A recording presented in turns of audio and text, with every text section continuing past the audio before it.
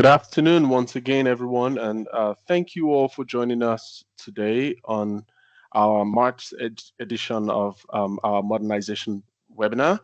So starting this year, we started hosting a webinar monthly to discuss with our stakeholders the recent happenings, progress of the the IDD modernization program as a whole, and this is our fourth edition in general and third for the year.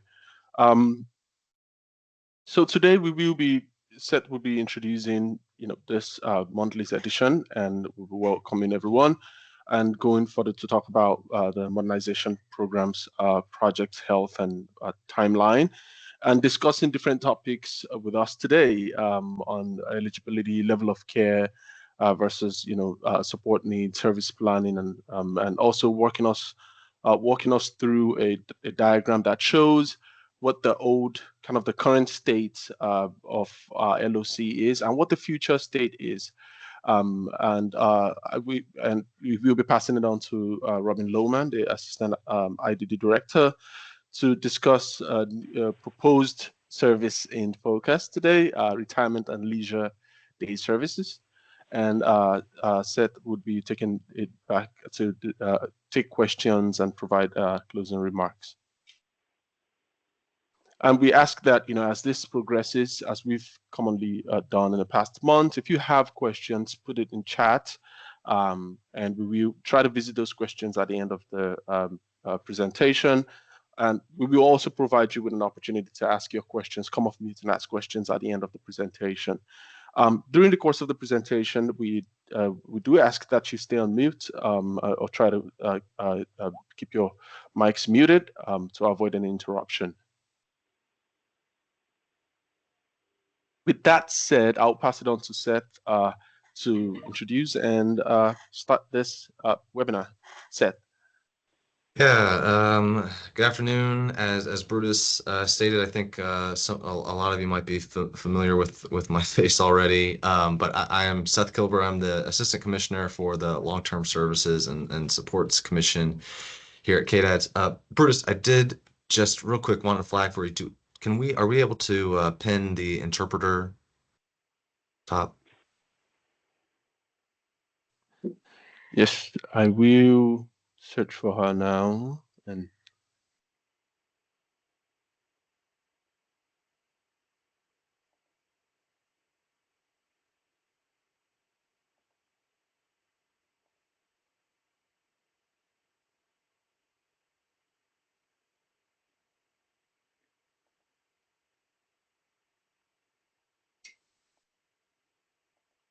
awesome. Our ASL interpreter is now being spotlighted, so thank you for being here, Amanda. Yes, thanks to Amanda. Okay, so yeah, without further ado, we'll kind of kick it off because I want to make sure that we have plenty of time to get to any questions folks have. So this is something we might kind of keep up as we do these monthly webinars, just so people can, kind of level set and see where we are with some of these initiatives. The MFEI, which is what we're going to be hitting on today, is on track. We are looking good with a go live of July 1st, 2025. But I think we'll kind of get into what some of the outstanding pieces that we still have to figure out will be after that July 1 go live date. Unbundling of day services, that is still being talked about and in progress. We are looking at a July 1st, 2026 date, no sooner than that date at least. Same thing with conflict-free case management. There are some contingency things that we're working on there with stakeholders, and that's still to be determined. Then of course, the much anticipated community sports waiver. We were really hard at work on developing that still, and we're on track again for a late spring, summer 2026 implementation timeline there. And then after that, we've got a handful of different grant opportunities with some of this time-limited funding with through the American Rescue Plan Act dollars that we're trying to infuse into the system to help providers come into compliance with some of these initiatives that were initiated. So I'm gonna, we really thought about what we wanted to hit on with this webinar, and we felt like it was worthwhile to sort of take a step back on level set really for folks really interested in how this really gets intersected with what you all know to be the system, right? So sorry, I'm just gonna pause a moment. If you're off mute, do you mind just muting yourself? It's just want to make sure we're thank you. So with on the eligibility versus support needs process in Kansas, we say eligibility a lot, and it's not always clear what we mean when it comes to eligibility. So I thought it would be helpful just to kind of briefly give an overview that the system eligibility, particularly if we're talking about IDD services, is referencing eligibility for Kansas IDD services. Now, I won't get too far into the weeds here because there are those who have been around and in the system much longer than me and can speak to this in a much more eloquent way than I can. But the way I understand it is, back in the day, there were a lot more funding streams for individuals determined IDD eligible in Kansas. It wasn't just a Medicaid HCBS waiver. Now, for better or worse, that's really been condensed down into HCBS. And so that's where we're talking about program eligibility. So this is just determining waiver access. Are you eligible for the waiver?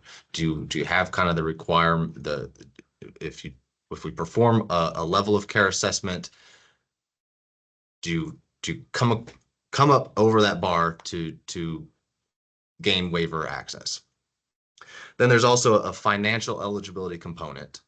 And I know several people or a lot of people are familiar with this, but this is really just determining Medicaid eligibility because in Kansas you do have to fall under a certain income threshold to actually be eligible for the financial eligibility piece of Medicaid.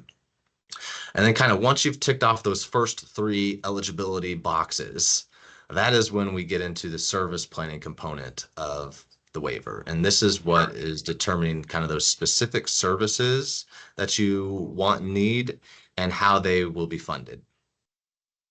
So that's kind of the high level overview, and we want to kind of dig into a little bit of that next.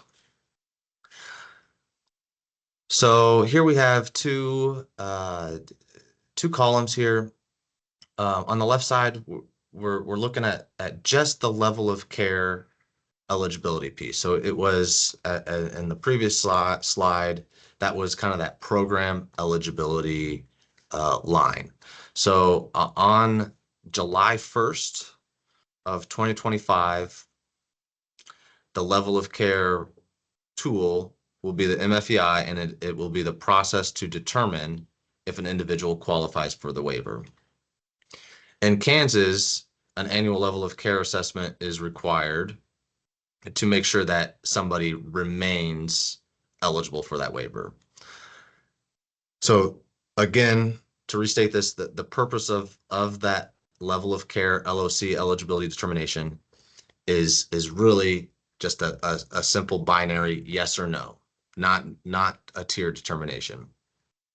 However, we know under the current basis assessment system, level of care also has been assigning support tiers. So those two things have historically been braided together. However, those tiers have influenced service planning, often blending eligibility with the support allocation.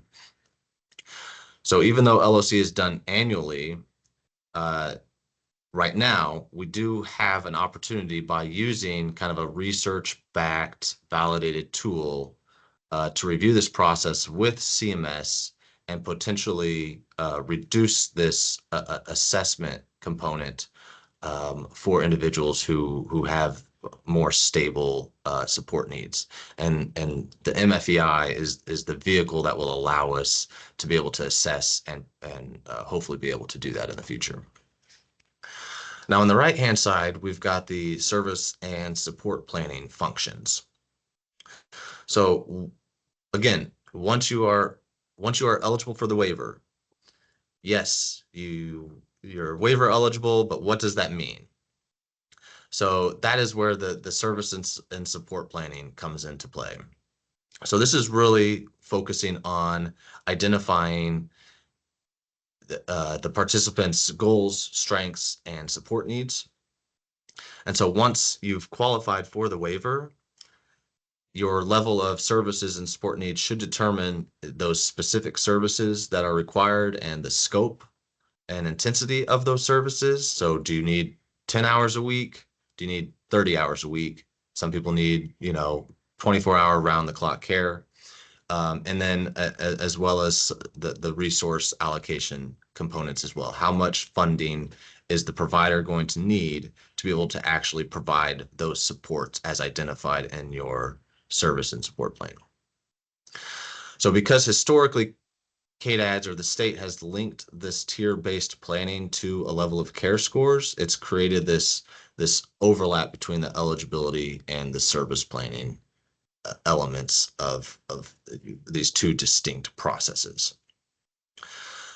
Another thing worth flagging is that in the Kansas IDD system, support needs for the two really big services, which is those day services and those residential services, are linked to the assigned tier from the eligibility assessment.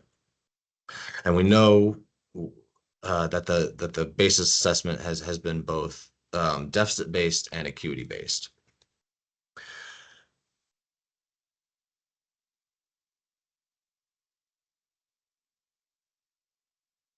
So why does this matter?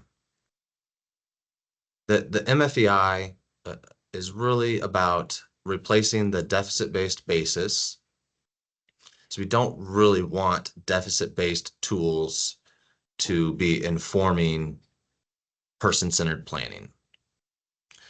Although it's been a system that has been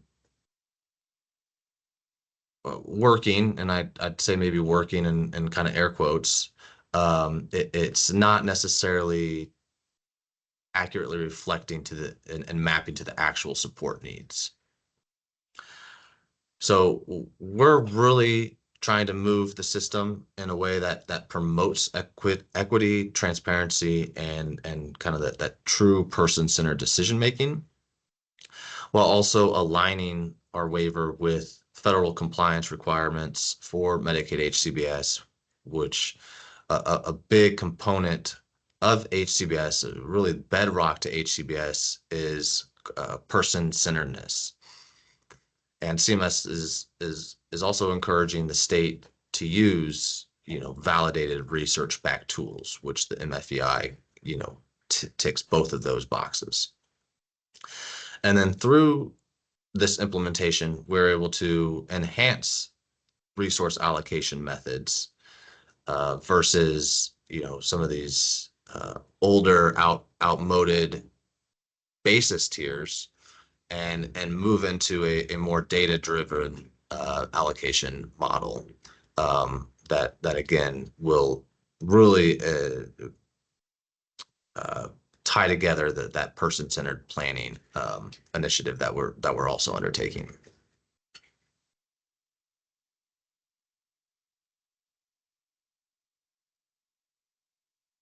So this is the slide. We spent a lot of time on this one, and we've heard folks really wanting kind of more of a a chart or a graphic to help with some of the visual elements of this, and we certainly want to be able to incorporate more of these in the future. So hopefully this isn't too confusing, although I'm sure some of you will let us know if it is. So I'm going to start at the bottom here on the old methodology, or well, it's still current, existing today. And you can see at the top there each entity responsible for each one of these functions. So in the top, we're focused on CDDO. CDDOs conduct the basis assessment. That basis assessment, as I said, has been tied to the level of care based tier. The basis also, now moving on to the KDADS portion, gets, so let me back up here. The CDOs conduct the basis assessment. They enter that basis assessment into the KDADS system. The KDADS system then spits out an eligible score with a level of care based tier 1 through 5 on it. So you get either a tier 1, 2, 3, 4, or 5 if you are eligible for the waiver. That then flows into the very next, yep, there you go. The very next rectangle there and is a function of both the MCO and TCM, and this is the service and support planning functions. So this is where you get your person-centered service plan and your person-centered support plan built out, and the basis tier score and the basis assessment, for better or worse, is really braided into both of those documents. From there, you are entering into receiving basic HCBS IDD waiver services, and that is you know, where your community service provider is actually providing the service to you as dictated by your person-centered plan. So that's how it's existing today. With this new implementation of the MFEI, and this is one where there's some to be determined element. So, you know, we'll kind of get into some of that. But the MFEI, again, will be only determined by the CDDO. It will come to KDADS and to the KDAD system, and it will spit out a yes or a no. You are either eligible or ineligible. Now we are into the TBD, to be determined part of it. And this is where we've got essentially two options, because the MCO TCM is still going to be conducting those person-centered service and support planning. Another change by implementing the MFEI is that MCOs will all be utilizing the same tool to do that, some of that service planning, which is the Enter RAI. And then from there, we'll continue to go into inform the plan, and community service providers will be rendering the service. Now, where we've got in orange, the dashed lines, is kind of what we're wrestling with now. Is, do we, after implementation, do we try to implement a tiered based system based solely on the MFEI, or does it somehow live with a blend of the MCOs and KDADs on a more complete data set with the full Enter RAI, and come up with a needs-based tier off of that? So those are in a nutshell kind of the two options that are still to be determined. But as we know more and as we figure out more, options, we will revisit this in the future.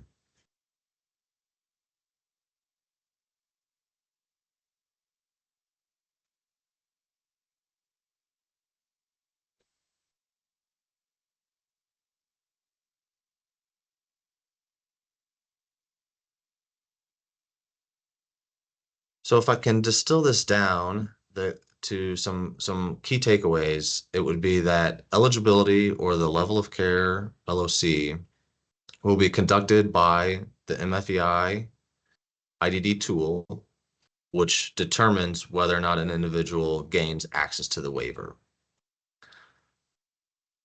That MFEI data will influence, but not necessarily determine, the service planning elements that are done by in collaboration with the MCO and case manager. The service planning, one of the core assessments will be that full inter-RAI. And if you've been on any of our other ones, I apologize if I didn't state this earlier, we'll use inter-RAI, which is what the MFEI, there's a lot of data elements between both of these that are overlapping. So the MCOs will use the inter-RAI assessment to help develop that individualized service plan. So it is really going to tailor those services based on actual support needs, goals, resource allocation models, and we'll be able to assess that across all 3 MCOs, which is something we don't have that capability at this time because all 3 MCOs use a different service planning tool. So in short, you qualify for the waiver first, and then those services are planned, and then we figure out the support intensity, the funding allocation, and you know, the reason for that is to ensure that providers are being reimbursed based on the actual need of the person rather than kind of a preset tier score.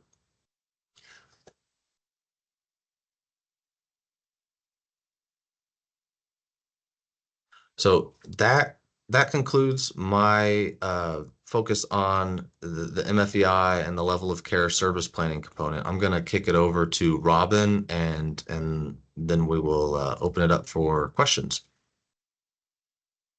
Hi, thanks. Gosh, that's a lot of complicated material to try to understand, but you did a good job on explaining that. And yeah, I'm Robin Lohman. I'm the Assistant IDD Director, and I'm here to go over retirement and leisure day habilitation.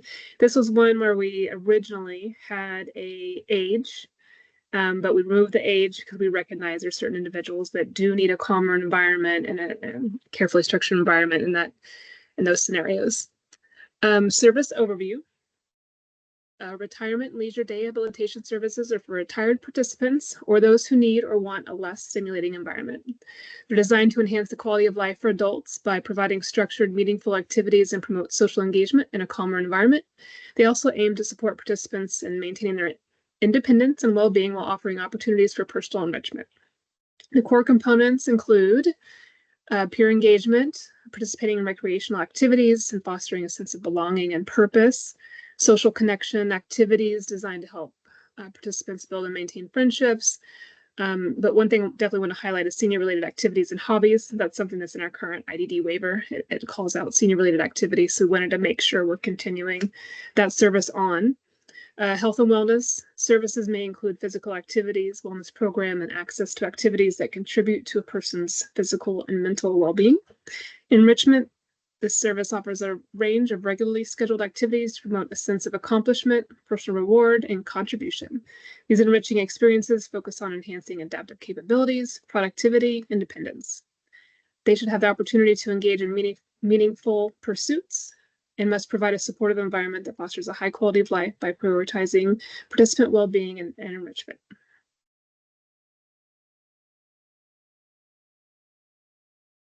Okay, and here's just a couple kind of case examples that might apply for this or might want to participate in this specific day habilitation. Marcus is 72 years old. He has moderate IDD and mobility support needs. He did used to work at a part-time job in the community through a supportive employment program, but of course, he's retired. He was bored at home and needed some structure. He also was facing some memory challenges and required assistance with transportation and community integration. So the plan for community integration would be participate in volunteer-based activities such as delivering meals to senior centers, some social engagement options like a men's group that focus on storytelling, music, and history discussions, health and wellness, taking part in a modified physical activity such as walking clubs or seated movement exercises. And then person-centered goals include staying active and engaging in a structured day program tailored for older adults, maintaining social connections, and continuing to contribute to meaningful community activities. And the outcome is that he would be able to remain socially engaged and continue to contribute to the community. He has experiences that improve his emotional well-being due to the structured environment, and he feels valued and included, reducing isolation.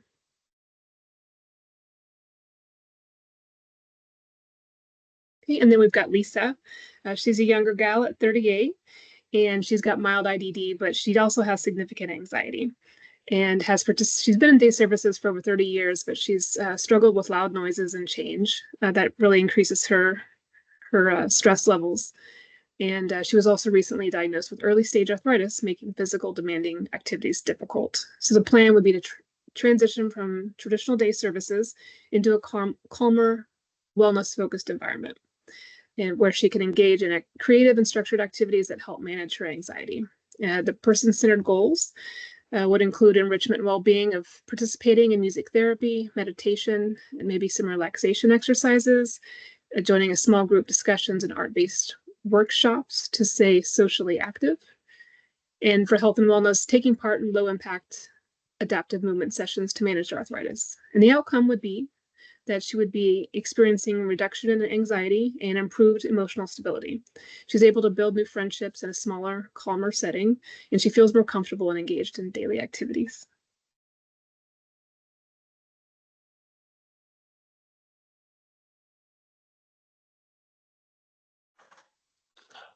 Awesome. Thank you Yeah. very much, Robin, for that. Oh, Seth, go ahead, please. Well, yeah, I was just gonna say, yeah, thanks to Robin again, and I think that finishes up the presentation portion, and so I guess we'll open it up to questions.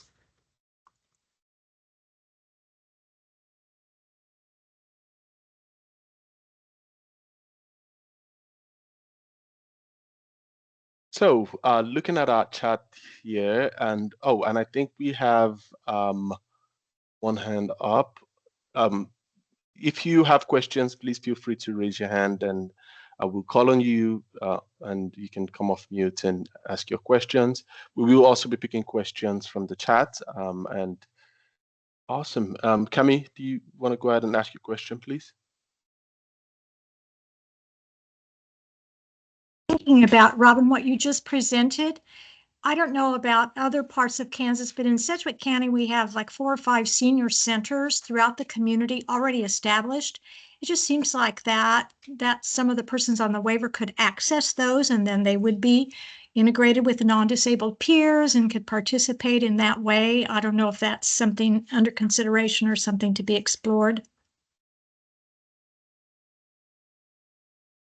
I mean, I'd have to look at all the scenarios, but just offhand, it seems like it would be a good thing for them to participate in. I'll look into it more. I'll let you know. Yeah. Thanks. Thank you, Cami. And one question from chat from Melanie Jacobs. Now that we've decided that all documentation will not be needed, what will be required for parents and guardians to obtain each year?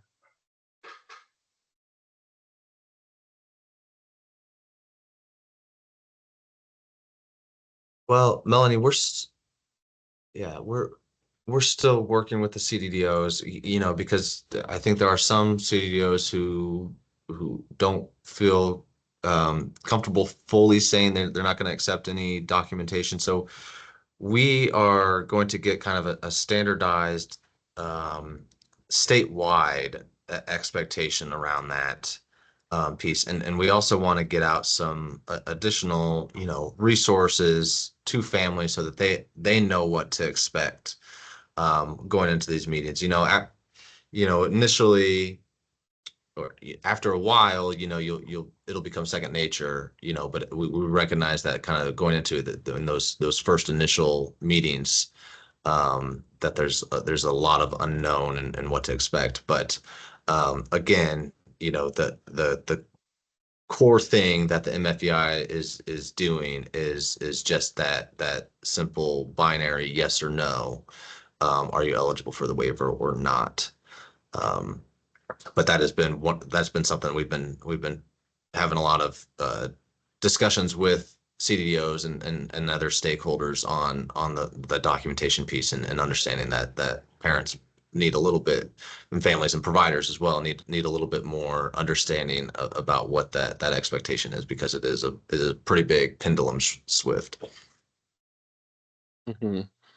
Thank you, Seth. And a follow-up question to that, before I call on Cami, is, that there's this concern about loss of services, or reduction, in terms of services after transition to the new system. What safety nets are in place to prevent unintended service reductions?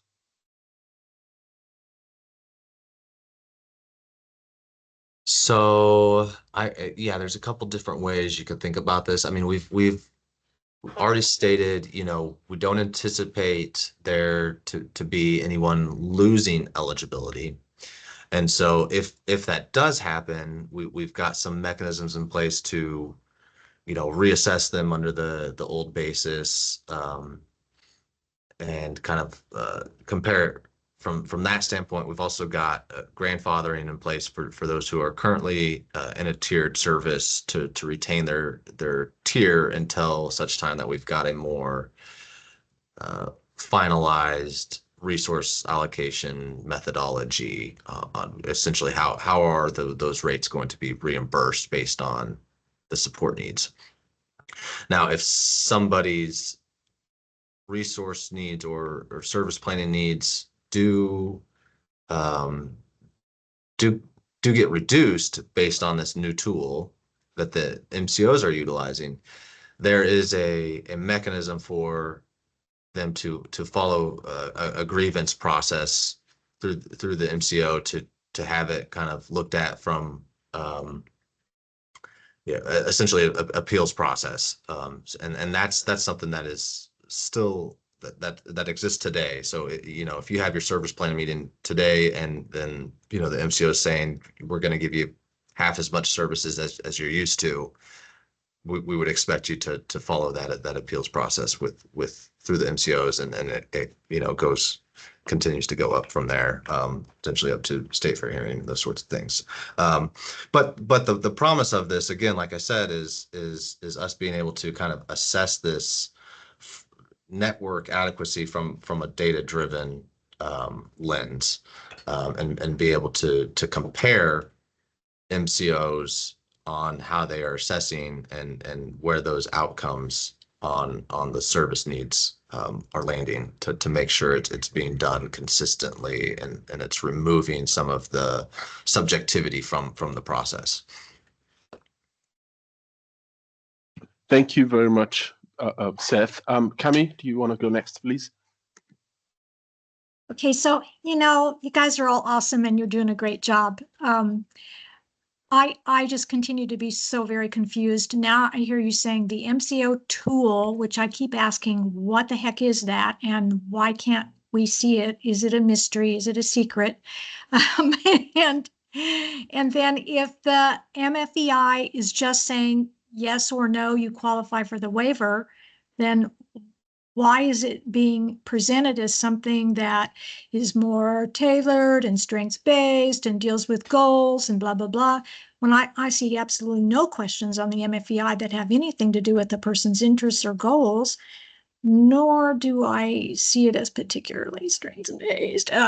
So questions I keep asking over and over, and I got in a little late, so sorry if you already answered it, but I'm just really, really wanting and hoping at some point it can be explained to us what the heck the NRI is, what are the MCO tools, because we're all scared. We are. This is going to come up over and over again. Parent guardians are frightened that the MCOs are going to deny us service or deny us the same level of service that we've had in the past. So we're just looking for some reassurance, please.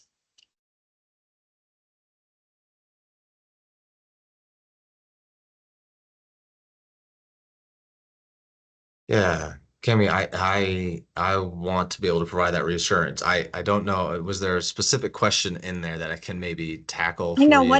wasn't that Yeah. fun for me to just ramble and not ask a specific question? I think that's fair play, because that's a lot of what I do sometimes. So I just want to know what the tools are that you keep referencing, the MCO tool, the additional tools, but I think you don't know either. Is that right, that you don't know either? the MFEI, Right. we know that tool, right? So that Yes, one's, yes, yeah. So I yes. guess I'm hearing the question is what the MCO tool look like? And Yeah. there's a lot of, yeah, so there's a lot of duplication. A lot of the same like if we were to take the MFEI and tell the MCOs, and this just happened, they were blind to the data that we've collected from the MFEI. You're going to go sit down with your MCO care coordinator, and they're probably going to be asking some of the same questions that you just got asked. So we're working with the MCOs so that they have access to the MFEI data and actually streamline some of their assessment questions. But the full care planning tool is what the MCOs are using. So it looks like the MFEI. It looks very similar. It's just additional questions, and I'm thinking through my head how we can maybe get some more clarity for you around this. Yeah. Well, I mean, what are the additional questions? Yeah. You guys don't know yet. The MCOs aren't telling you either, Seth. Well, no, we have it. I think we just would probably do a little bit more of a kind of a crosswalk for you. Okay. All right. Thanks. Yeah. Thanks. Awesome. Next, I think we have Shelby. Please come off mute and ask. Hi, everybody. I'm so sorry. I got confused again. On one of the slides, it indicated the retirement and leisure, and the example was the 38-year-old participant transitioning from traditional day services. When we had one of the unbundling work group meetings, it was indicated at that point that the retirement and leisure was now the current day services. So I'm all confused again. Help me understand what we're talking about.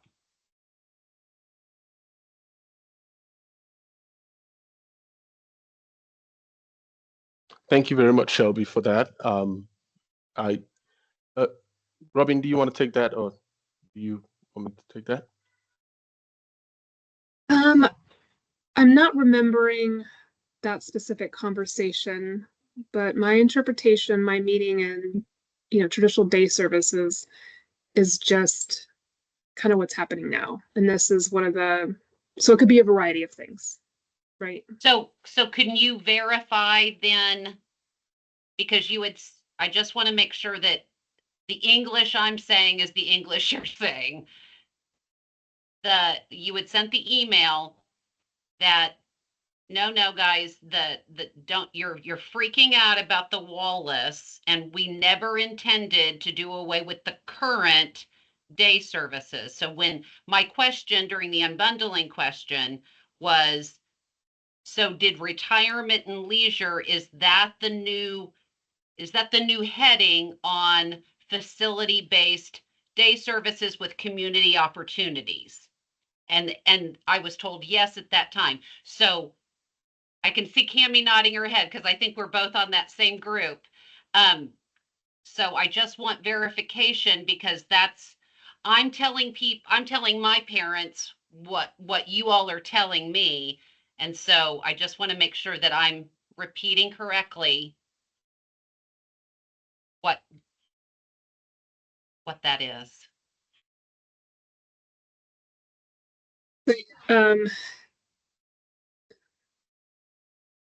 I guess maybe I don't know. I'm just gonna back up a little bit and just say that I don't know if the heading of day services, like you said, but in my mind, I just mean on paper providers, right now it says day services, and now it will say retirement and leisure. That I just mean the title. I think maybe I'm picking up a little bit of what you're asking here, Shelby. Like, so you bill T 2021 for day services right now. Yeah. Right. So the question is, once we unbundle, what service definition will be T 2021? You got it. There you go. You're the hero. And, Yeah. Perfect. Yeah. Yeah. No, I don't know that we have the answer to that question yet. So I think it'll depend on what the finalized service definitions look like. Before we we start attaching actual service codes or billing codes to the services themselves. Okay. I just, at some point we need, because people took a deep breath and stopped being worried about, I have to be out of the house. If I'm getting day services, I have to be out of the house 5 hours because I don't live with my mom and dad. So I have to go someplace. And so people took a deep breath when we're not doing away with what your current offering is. So we need to know, what is the title of the current offering under the new unbundling system? So every meeting we seem to kind of go like this, and it makes people go a little nuts.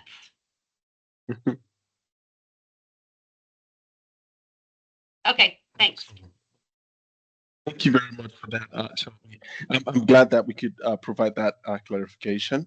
And looking into chat, we're seeing some questions here. So yes, Shannon raised a good question about whether other types of day services, the proposed new services, will be talked about more to more extent. And I'm assuming that you mean that we'll be presenting these services to you as well as we just did with retirement and leisure rehabilitation, but please feel free to come off mute and make some clarification. But Robin, are we going to be discussing these other services as well to more extent, do you think? I believe so. I think every one of these meetings we were going to highlight one service, right? Am I remembering correctly? Yes, correct. So I think we've done, awesome. This is the second one. I think we did life skills. This is the second one, yes. Yes. Yeah. And I mean, there are other opportunities. Like what we're doing right now does not undercut, the engagement that will be done before an actual waiver amendment is done as well, right? This is a just stakeholder engagement to get your feedback. There's still a lot of engagements to come down the pipes. Let's take other questions. Shauna did ask, how is the final rule going to affect those scenarios?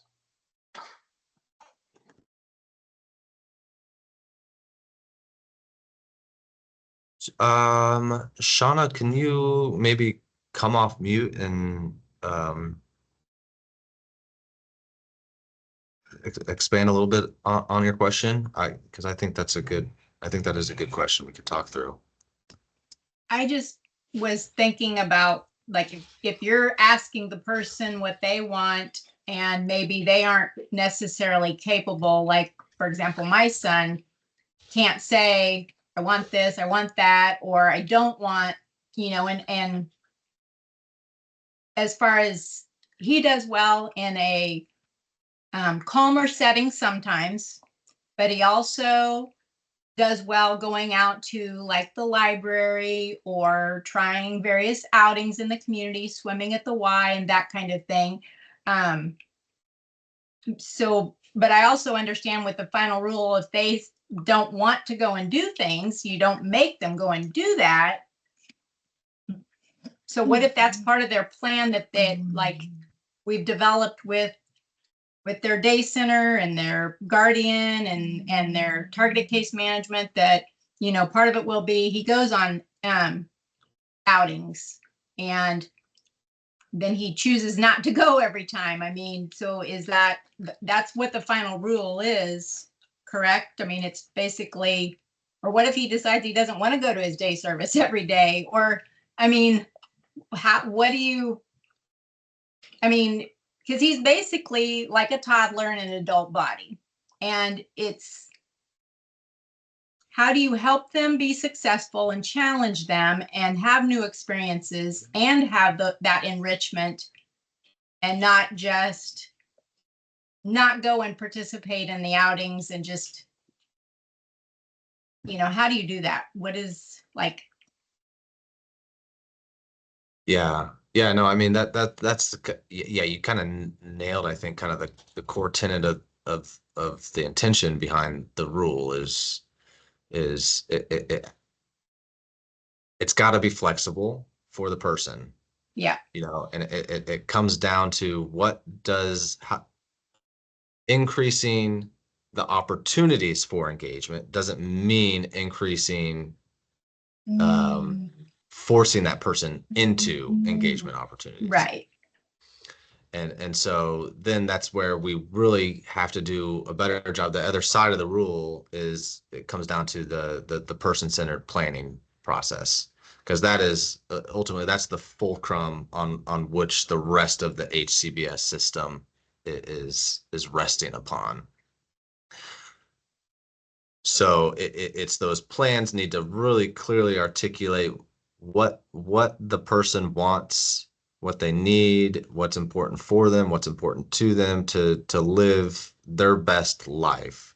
And then it's the provider's role to then do their very best to follow that plan and adhere to it and allow them to have those opportunities, but not be a barrier to those opportunities, I guess, for them. Right. And his day services program does a great job of encouraging him and giving him two positive choices. You know, do you want to go to the library and find a book, or do you want to go to the library and find a DVD? Or, you know, they do a good job of encouraging him and giving him positive choices. And he still can say he doesn't want to go, but I also know that sometimes he needs like behavioral supports when he goes out. And that is something that I think is a need that would help us at home and like going out in the community and the day center, the different providers. Is that something that's going to be, you know, those services, or is that part of the, I mean, because those scenarios sound absolutely great. And that would, you know, that's a good thing to shoot for. It doesn't always turn out that way. And I guess the needed supports need to be there and adequate providers available.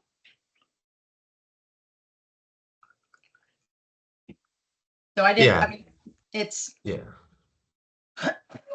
I guess the behavior support piece is the piece that would be, is that going to be available or help provided to help people do some of these, you know, outings? Yeah, you know, it's all kind of, it's all interconnected, you know.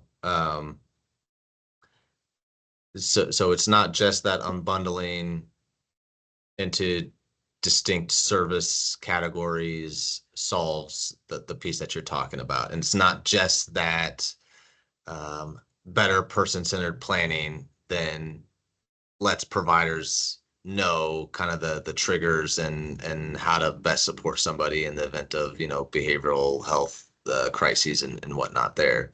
And it's not just that move into new tiering funding methodology will solve. So no one initiative is kind of the magic bullet cure all. It's really how do all of these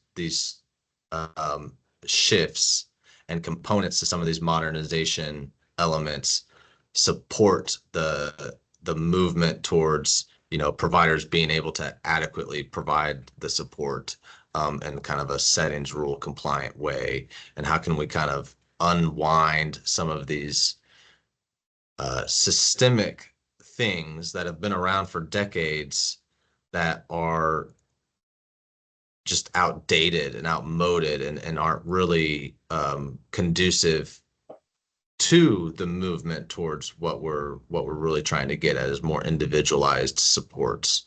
And so there's a lot of challenges around that, and I think you've highlighted some of them very well.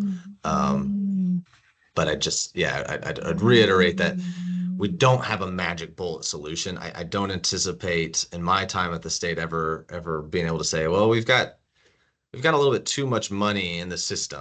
We've got too many providers wanting to offer services. So that's kind of always going to be the case. I think just the reality of the world we find ourselves in now. Right.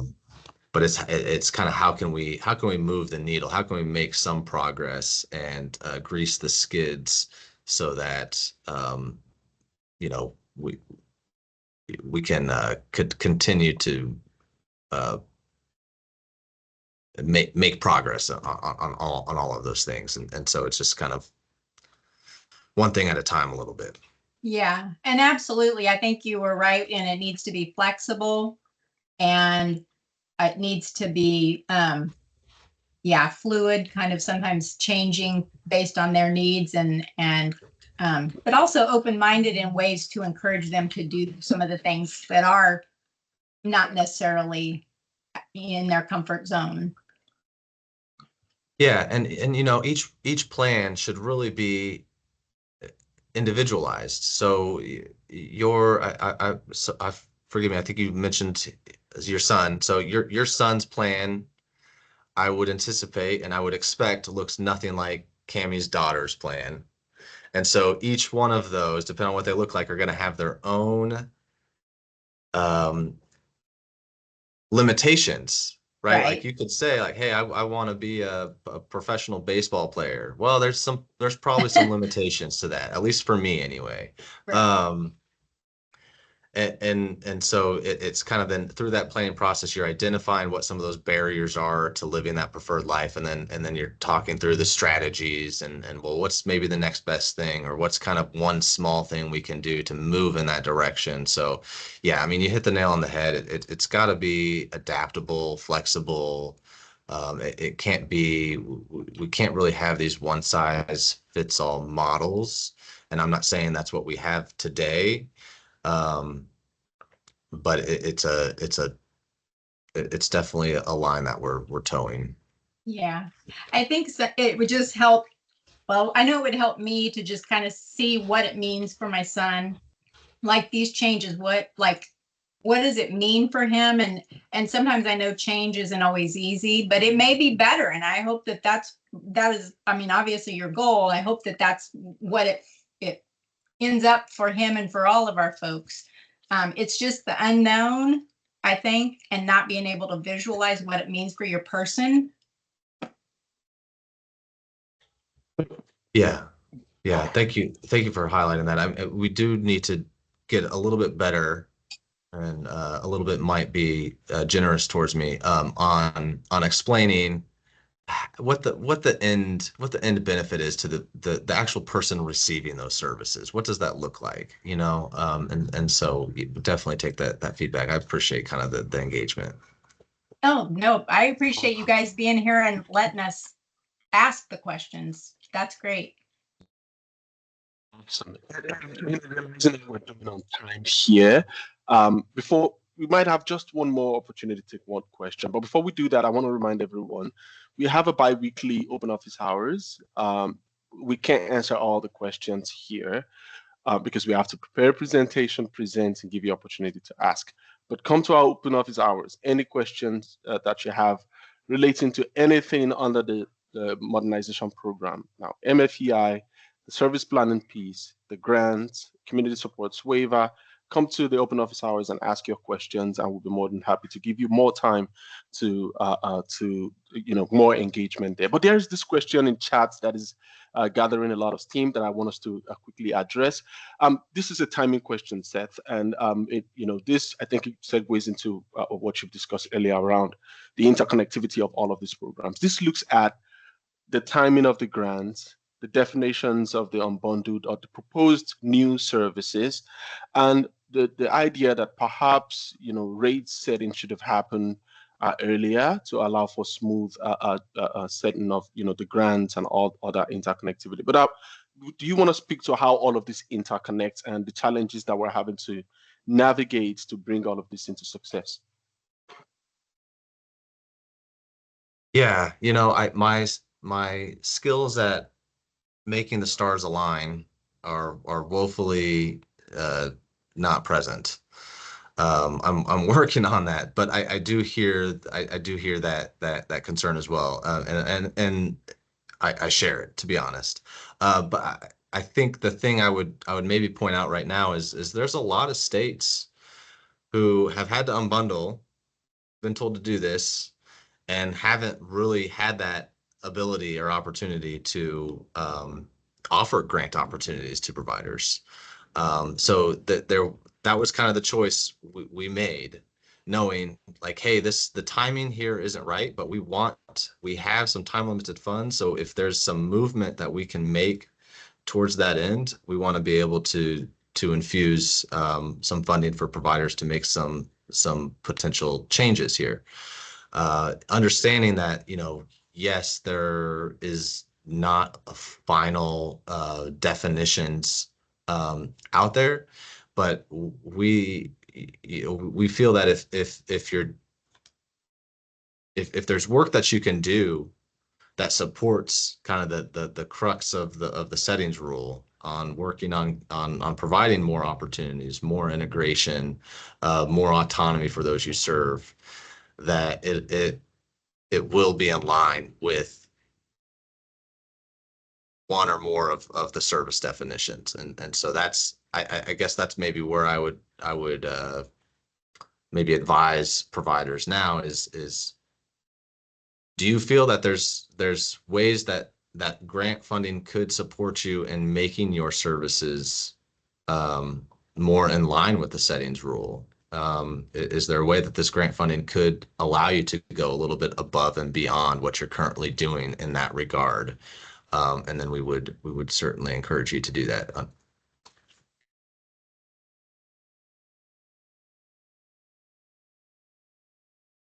Awesome. We are now at time.